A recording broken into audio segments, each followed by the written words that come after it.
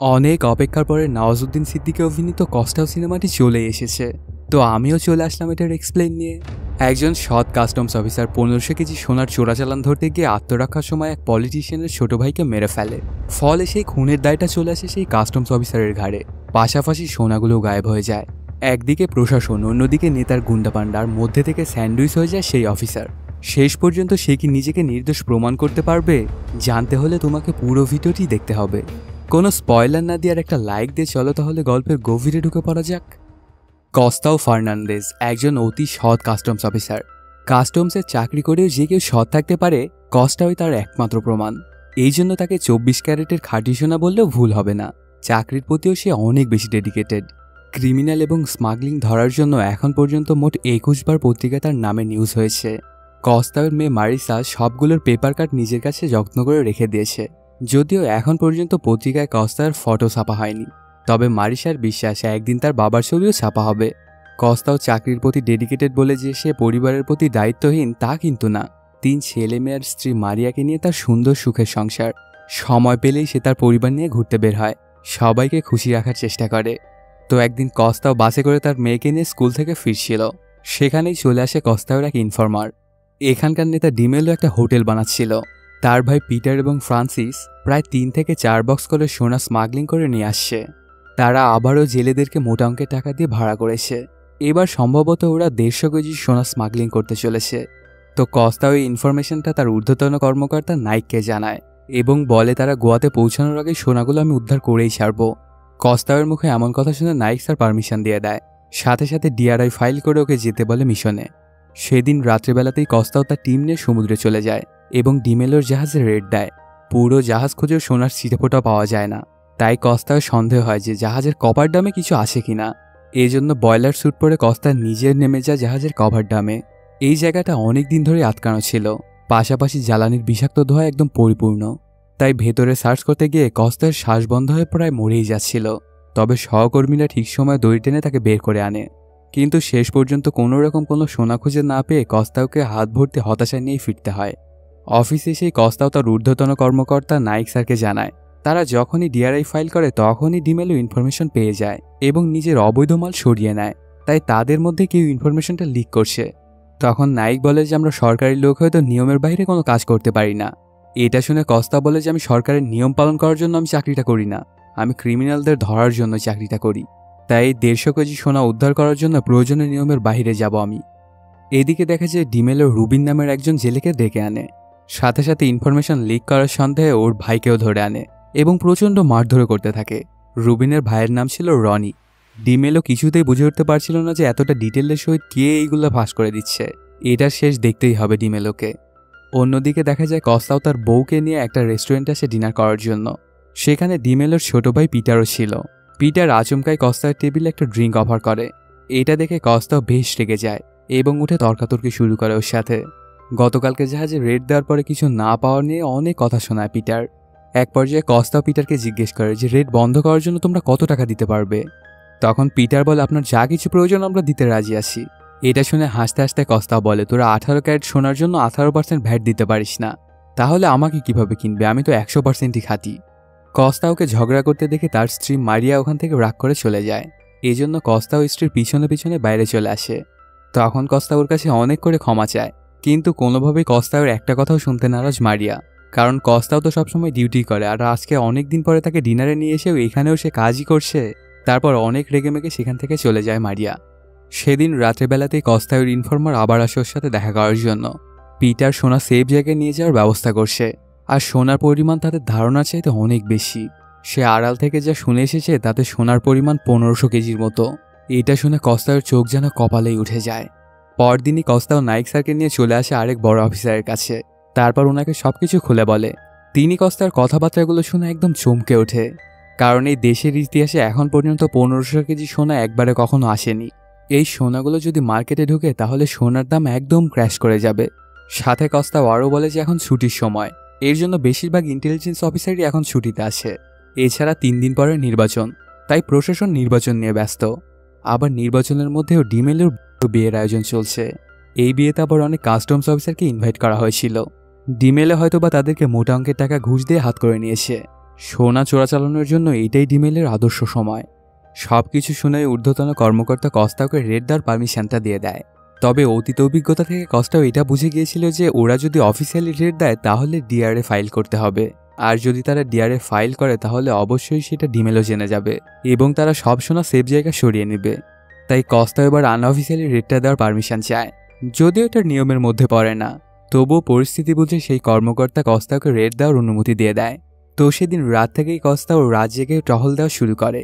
পরপর দূরাছে নির্ঘুমভাবে টহল দেয়, কিন্তু স্মাগলারদের কোনো মুভমেন্ট পায় না। তবে তৃতীয় রাতে ইনফরমার কস্তাকে ফোন দিয়ে জানায় আজ রাতেই বীজ দিয়ে ওরা সোনা পারাপার করবে। এই জন্য কস্তাও সেই বিশেষে টহল দেওয়া শুরু করে, কিন্তু তেমন সন্দেহজনক কিছুই দেখতে পায় না কস্তাও। সারা রাত এভাবেই কেটে যায়। সকালবেলা বাড়িতে চলে এসেই দেয় একটা ঘুম। তারপর কস্তাওয়ের ঘুম ভাঙে তার ইনফরমারের ডাকাডাকিতে। সে জানায় আজকে সকালবেলায় জাহাজ এসে পৌঁছেছে বিচে, আর সকাল থেকে ওরা সোনা আনলোড করছে। আর আমার যা মনে হয় বাকি সোনাগুলো ওদের আনলোড করতে আর আধা ঘন্টার মতো সময় লাগবে। আজকে ডিমেলের বোনের বিয়ে ছিল, এই জন্য কস্তা ভেবেছিল যে আজকে হয়তো ওরা চোরাচালানটা করবে না। কিন্তু ইনফরমারের কাছে কথাটা জানতে পেরে কস্তাও তখনই বেরিয়ে যায়। বিচের পাশে জঙ্গলের আড়াল থেকে কস্তাও দেখতে পায় সোনা জাহাজ থেকে নিয়ে পিটারের গাড়িতে ডিক্কিতে লোড করা হচ্ছে। সোনাগুলো লোড করা হয়ে গেলে পিটার গাড়িটা স্টার্ট করে চলে যায়। তখন কস্তাও পিটারের গাড়িটা ফলো করতে শুরু করে। রাস্তায় একজন পরিচিত ছেলেকে দিয়ে মারিয়ার কাছে একটা চিরকুট পাঠায়, যেটাতে নাইক স্যারকে ফোন করতে বলা হয়েছিল। চিরকুটটা পাওয়া মাত্রই মারিয়া ফোন করে নাইক স্যারকে। এদিকে কস্তাও পিটারকে থামানোর জন্য সর্বাত্মক চেষ্টা চালিয়ে যাচ্ছিল, কিন্তু পিটার কোনোভাবেই গাড়ি থামাচ্ছিল না। তাই কস্তা এবার পিটারের গাড়িকে ক্রস করে সামনে গিয়ে বাইক নিয়ে দাঁড়িয়ে পড়ে, কিন্তু পিটার গাড়ি না থামিয়ে কস্তাওকে ধাক্কা দেয়। কিছুক্ষণ বাইক সহ কস্তাও শেষরে চলে যায়, তবে কস্তাও আহত হয় না।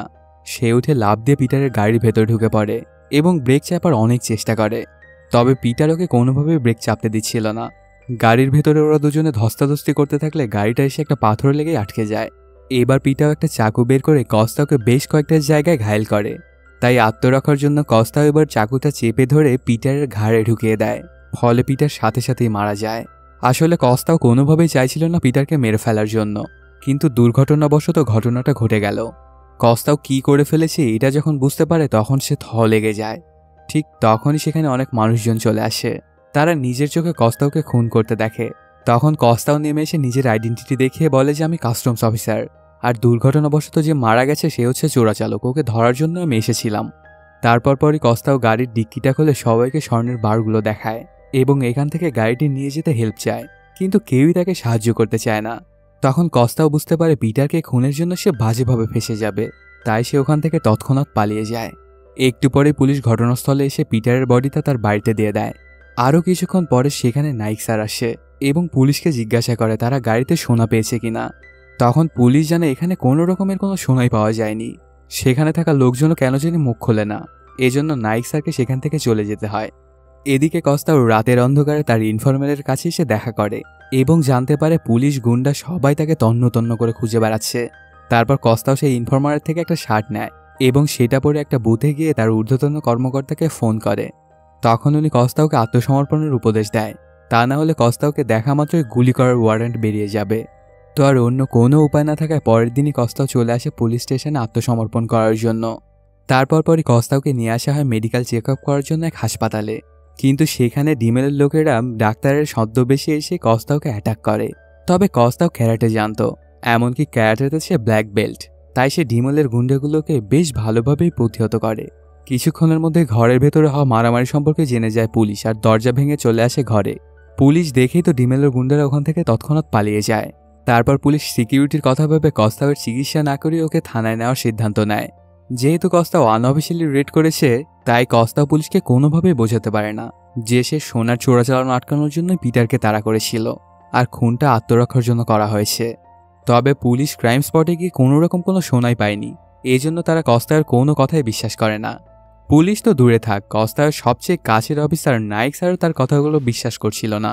আর সব প্রমাণই কস্তাওয়ের বিপক্ষে থাকায় ওর নামে খুনের একটা কেস হয়ে যায়। আর এই ঘটনার পরে প্রথমবারের মতো কস্তাওয়ের ছবিটা নিউজ পেপারে আসে। এক সময়ের হিরো এখন খুনি হিসেবে পরিচিতি পায়। তবে কাস্টমস অফিসার হওয়ার সুবিধায় 106 এবং 155 ধারার প্রোটেকশন আইনে সে অগ্রিম জামিন পেয়ে যায়, কিন্তু তার কেসটা চলমান থাকবে। এদিকে দেখা যায় ডিমেলো গোয়া অ্যাসেম্বলি ইলেকশনে জিতে যায়, অর্থাৎ সে এবার আরও বেশি পাওয়ারফুল হয়ে গেল। এতে কস্তা এবং তার ফ্যামিলির বাড়িতে থাকায় জুলুম হয়ে যাবে। এই জন্য তাদেরকে কাস্টমস কোয়ার্টারে শিফট করা হয়।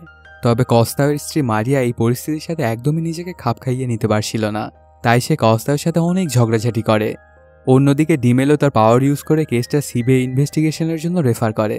ইনভেস্টিগেশন অফিসার প্রবীণ কস্তাওকে নিয়ে সিবিআইয়ের অ্যাডিশনাল এসপির কাছে কৈফিয়ত দেওয়ার জন্য যায়। প্রবীণ এসপিকে বোঝানোর চেষ্টা করে কস্তাও খুনটা করেনি, পিটার কস্তাওকে আগে আক্রমণ করেছিল। কস্তাওয়ের শরীরে চাকু দিয়ে 24টা আঘাতের চিহ্ন আছে। তারপর কস্তাও আত্মরক্ষার চেষ্টা করলে খুন হয়ে যায় পিটার। কিন্তু এএসপি প্রবীণের কথাকে কোনো গুরুত্বই দেয় না, কারণ কস্তাও পিটারের ঘাড়ে যেখানে চাকুটা ঢুকিয়েছিল সেখানে ইন্টারনাল জাগুলার ভেইন ছিল, যেখানে আঘাত করার সাথে সাথে ভিকটিম স্পটেই মারা যায়। আর কস্তাওয়ের ক্যারাটেতে ব্ল্যাক বেল্ট রয়েছে, তাই এই ব্যাপারটা তার অবশ্যই জানার কথা। এছাড়া ক্রাইম স্পট থেকে কস্তাও পালিয়ে গিয়েছিল। প্রায় 12 ঘন্টা পালিয়ে থাকার পরে সে ফিরে এসে আত্মসমর্পণ করেছিল। হতে পারে সে ওই সময়ে নিজেই নিজের শরীরে চাকু দিয়ে জখম করেছে। আবার পিটারের খুনটা হয়েছে কোলভা থানার আন্ডারে, কিন্তু কস্তাও সেখানে আত্মসমর্পণ করেনি।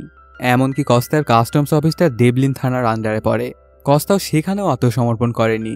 সে আত্মসমর্পণ করেছিল পাঞ্জিম থানায়, কারণ এই থানার অফিসার প্রবীণ কস্তাওয়ের বন্ধু। তো এএসপি সবগুলো ফ্যাক্ট তুলে ধরে কস্তাওকে খুন হিসেবে ট্রিট করে এবং কস্তাওকে জামিনের সুযোগ করে দেওয়ায় প্রবীণের ওপরেও ইনকোয়ারির ব্যবস্থা করে। এরপর এএসপি নিজেই কেসের ইনভেস্টিগেশনে লেগে পড়ে। তারা খুনের সময় প্রত্যক্ষদর্শীদেরকে জিজ্ঞাসাবাদ করে, কিন্তু কেউই মুখ খোলে না। সবাই একই উত্তর দেয় যে কেউ কিছুই জানে না। পাশাপাশি এএসপি খুনের জন্য একটা মোটিভ খোঁজার চেষ্টা করে। সে কয়েক বছর আগের একটা ডকুমেন্টস খুঁজে বের করে, যেটাতে দেখা যায় পিটার আগে কাস্টমসের ইনফর্মার ছিল। কোনো একটা ইনফরমেশনের বিনিময়ে তার একটা মোটা অঙ্কের প্রাইজ পাওয়ার কথা ছিল, কিন্তু কস্তাও সেই প্রাইজের টাকাটা নিজেই ঝেড়ে দিয়েছে। আর এই টাকার জের ধরে ঝামেলা করে সেই পিটারকে খুন করেছে। তো এই ডকুমেন্টস দিয়ে এএসপি খুনের জন্য একটা ভালো মোটিভ পেয়ে যায়। পরদিনই শুরু হয়ে যায় কস্তায়ের কোর্টের ট্রায়াল। দুই পক্ষের উকিলের চরম তর্কাতর্কির মাধ্যমে প্রথম ট্রায়ালটা শেষ হয়। কস্তাও কোর্টরুমের বাইরে আসতে একদল বোরখা পরা মেয়ে ওর উপর অ্যাটাক করে। ওরা সবাই মিলে কস্তাওকে গণপিটুনি দিতে শুরু করে। অ্যাকচুয়ালি কস্তাওকে শায়েস্তা করার জন্য এদেরকে ডিমেলোয় নিয়ে এসেছিল। তবে মার খাওয়ার সময় কস্তাও বুঝতে পারে বোরখা পরা থাকলেও এরা অধিকাংশই ছেলে। পুলিশ অনেক প্রচেষ্টার পরে ওদের ভেতর থেকে কস্তাওকে উদ্ধার করে সেফ জায়গায় নিয়ে যায়, না হলে মব জাস্টিসের নামে ওরা আজকে হয়তো কস্তাওকে মেরেই ফেলতো। 2 দিন পরে কস্তাওর ছেলেমেয়ের স্কুলে ক্রীড়া প্রতিযোগিতা শুরু হয়। তাদের সেফটির কথা ভেবে কস্তাও চলে আসে স্কুলে। একটু পরেই সেখানে ডিমেলের কয়েকজন লোক গাড়ি নিয়ে চলে আসে, তবে এরা সেখানে ভয় দেখানোর জন্য এসেছিল। ব্যাপারটা খেয়াল করে মারিয়া তাকে অনেক বকাচকা করে। তোমার বেপরা কর্মকাণ্ডের জন্য আজকে বাচ্চাদের জীবনও ঝুঁকির মুখে। এর জন্য মারিয়া অনেক করে রাগ দেখাতে থাকে কস্তাওয়ের সাথে। কিছুক্ষণ পরে সেই স্কুলের প্রিন্সিপাল কস্তাওকে ডেকে পাঠায় অফিসে এবং কস্তাওকে স্কুলে আসতে বারণ করে। তার জন্য নাকি বাকিরা সবাই ইনসিকিউরিটিতে ভুগে। এই কথাটা শুনে অনেক রেগে যায় কস্তাও, আর ওদের দুজনের মধ্যে তর্কাতর্কি শুরু হয়ে যায়। তারপর অফিস রুম থেকে যখন কস্তাও বের হয় তখন দেখতে পায় মারিয়া তার বাচ্চা কাচ্চাদের নিয়ে চলে গেছে। তারপর কিছু দূর আসতেই ওদেরকে বাস স্ট্যান্ডে খুঁজে পায়। তখন কস্তাও ওদেরকে বাড়িতে নিয়ে যেতে চায়, কিন্তু মারিয়া অভিমান করে বলে যে আমি তোমার সাথে যাব না। এই জন্য কস্তাও তার ছেলেকে নিয়েই চলে যায়। বাজার সদাই করে মারিয়া মেয়ে মারিসাকে নিয়ে কোয়ার্টারে ফিরছিল। ততক্ষণে সন্দেহ হয়ে গিয়েছিল। হঠাৎ করেই কয়েকটা গুন্ডা সেখানে চলে আসে এবং মারিয়াকে আটকে ফেলে, কিন্তু তারা মারিয়ার কোনো ক্ষতি করে না, শুধু একটা কাগজের চিরকুট দিয়েই চলে যায়। সেই চিরকুটটায় ডিমেলোর হুমকি দেওয়া একটা নোট ছিল। কস্তাও পিটারকে খুন করেছে, মারিয়া এবং কস্তাওকে এর মাসুল দিতে হবে। ডিমেলো আগামী 16 আগস্ট দুজন লোকে সাথে করে নিয়ে এসে মারিয়ার সাথে সেই খারাপ কাজটা করবে। সেখানে একটা সময়ও লেখা ছিল 10:45। এই চিরকুটের কথাটা যদি কস্তাও জানতে পারে তাহলে হয়তো বা আরেকটা অঘটন ঘটিয়ে ফেলতে পারে। এজন্য মারিয়া কস্তাওকে কিছুই বলে না। আর মারিয়া এএসপির সাথে দেখা করে সেই চিরকুটটা সরাসরি তাকেই দেয়, কিন্তু এএসপি মারিয়াকে সাহায্য করার বদলে তার সাথে অসভ্যতম শুরু করে। এতে মারিয়া বুঝে যায় সে ভুল মানুষের কাছে সাহায্য চেয়েছে। এই লোকটাও হয়তো বা ডিমেলেরই কিনা গোলাম। তার পরপর এই চিরকুটটা কস্তাওয়ের হাতে পড়ে যায়। সেইটা দেখে তো একদম রেগে আগুন হয়ে যায়। তার থেকেও বেশি ক্ষেপে যায় মারিয়া সিভিয়ারের কাছ থেকে হেল্প চাওয়ার জন্য। এই ব্যাপারটা নিয়ে ওদের দুজনের মধ্যে অনেক ঝগড়াঝাটি হয়, আর সেই ঝগড়ার জের ধরে দুজনের মধ্যে কয়েকদিন কথাবার্তাও হয় না। তাদের দুজনের মধ্যেকার এই মন কাটাকাটির প্রভাবটা বাচ্চাদের উপরে পড়ে। বাড়িতে এই অসুস্থ পরিস্থিতি দেখে ওরাও আপসেট হয়ে পড়ে। কয়েকদিন পরে কস্তা আবার কোর্টে চলে আসে সেই কেসটা শুনানির জন্য, কিন্তু প্রতিমধ্যে ওকে আটকে ফেলে ডিমেলোর লোকজনেরা এবং ডিমেলোর কাছে নিয়ে যায়। তখন ডিমেলো কস্তাওকে বলে যে সিস্টেমটা তোমাকে এত পাওয়ার দিয়েছিল এবার সেই সিস্টেমই তোমাকে ফাঁসিতে ঝোলাবে। কিন্তু ডিমেলোর কথার কোনো তোয়াক্কাই করে না কস্তাও। আর বলে তুই নেতা হওয়ার আগে আমার ইনফরমার হিসেবে কাজ করতি, তাই তুই আমার কাজের ধরন জানিস। আর আমি সব ইনফরমেশন পেয়ে যাচ্ছি, এটা জানার পরেও তুই তোর নিজের ভাইকে মালের ডেলিভারি আনতে পাঠিয়েছিলিস। নিজের ভাইয়ের উপরে যদি তোর দরদ থাকতো তাহলে তুই ওকে কখনোই পাঠাতি না। এখানে আসলে কস্তাওকে নিয়ে এসেছিল থ্রেট দেওয়ার জন্য, কিন্তু উল্টো কস্তাওই তাকে থ্রেট দিয়ে চলে যায়। একটু পরে শুরু হয়ে যায় কোর্টের কার্যক্রম।